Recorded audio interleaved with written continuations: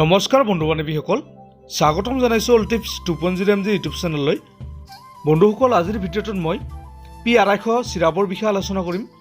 এই P250 চিৰাপটো কি কি কামত ব্যৱহাৰ কৰা হয়, ইয়াতে কি কি কম্পজিশ্যন আছে, ইয়াৰ মূল্য কিমান, ইয়াৰ ড'জ, ইয়াৰ কোম্পানীৰ নাম কি, আৰু এই চিৰাপটো ব্যৱহাৰ কৰাৰ পিছত আপোনাৰ কি কি অসুবিধা হ'ব পাৰে, আজিৰ বিষয়ে ভিডিঅ'টোত আলোচনা কৰিম।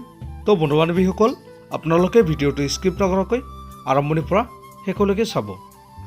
বন্ধুসকল, P250 চিৰাপটো বা ছাছপেনশ্যনটো 60 ml পেক হয় আৰু এই চিৰাপটো এপেক্স লেবৰেটৰিজ লিমিটেডে মেনুফেকচাৰ কৰিছে আৰু ইয়াত থকা মূল কণ্টেণ্টটো হ'ল পেৰাচিটামল 250 mg আছে আৰু এই চিৰাপটোৰ ৰিজাল্ট অতি বেছি।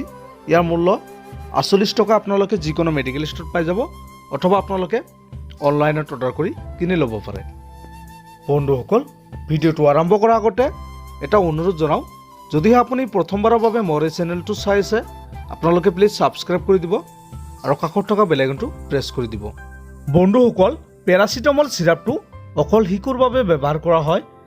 যিসকল শিশুৰ জ্বৰ হয়, মূৰৰ বিষ হয়, দাঁতৰ বিষ হয়, কাণৰ বিষ হয়, শৰীৰৰ বিষ হয়, জইণ্টৰ বিষ হয়, এনেকুৱা কণ্ডিশ্যনত এই চিৰাপটো ব্যৱহাৰ কৰা হয়।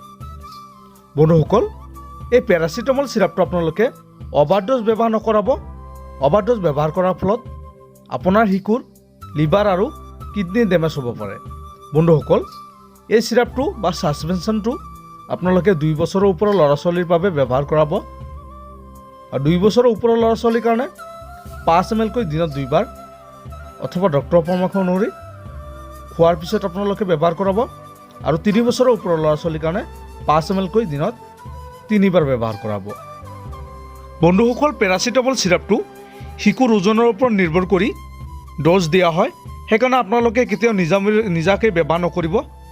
আপোনালোকে ডক্তৰক দেখুৱাই ডক্তৰৰ পৰামৰ্শ অনুসৰি আপোনালোকে ব্যৱহাৰ কৰাব। বন্ধুসকল, যিসকল শিশুৰ লিভাৰ আৰু কিডনিৰ সমস্যা আছে, সেইসকলক এই P250 mg চিৰাপটো আপোনালোকে ব্যৱহাৰ নকৰাব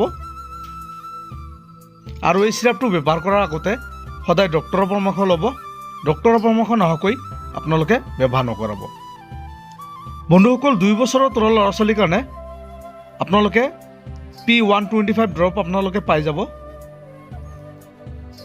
এই P250 চিৰাপটো ব্যৱহাৰ কৰাৰ পিছত আপোনাৰ শিশুৰ ছাইড ইফেক্টে দেখা দিব পাৰে, যেনেকৈ আপোনাৰ বমি বমি ভাৱ, অতি তীব্ৰ জ্বৰ, এলাৰ্জিক সমস্যা, গেছ, বমি আদি এনেকুৱা ধৰণৰ সমস্যা দেখা দিব পাৰে।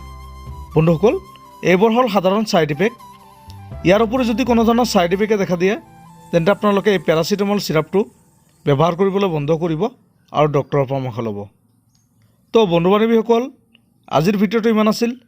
যদি ভিডিঅ'টো ভাল লাগে প্লিজ এটা লাইক কৰি দিব আৰু এই পেৰাচিটামল চিৰাপটোৰ বিষয়ে অধিক জানিবৰ কাৰণে আপোনালোকে কমেণ্ট কৰি জনাই দিব পাৰে।